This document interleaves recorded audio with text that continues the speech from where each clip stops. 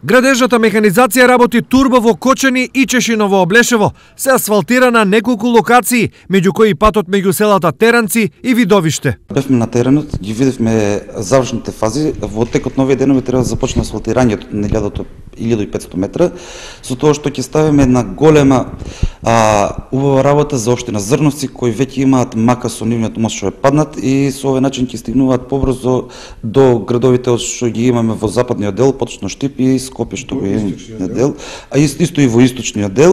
Работа има и на локацијата Жиганци Пишица.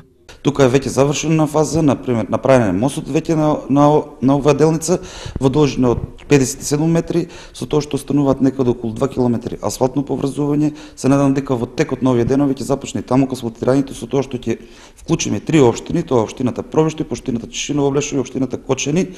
Во Кочани приоритет е патот кон селото Лешки. Патот од Р319 за село Лешки го изработуваме сега. Пробиени е 400 метри, моментално се поставуваат пропустите. Таа е во должина од стационажа 0+672 до 1+070 км. Проектната вредност му е 2.800.000 денари, а ширината на асфалтот е 3,5 метри. Ова е четврта делница во Кочани која се асфалтира со пари од Агенцијата за патишта.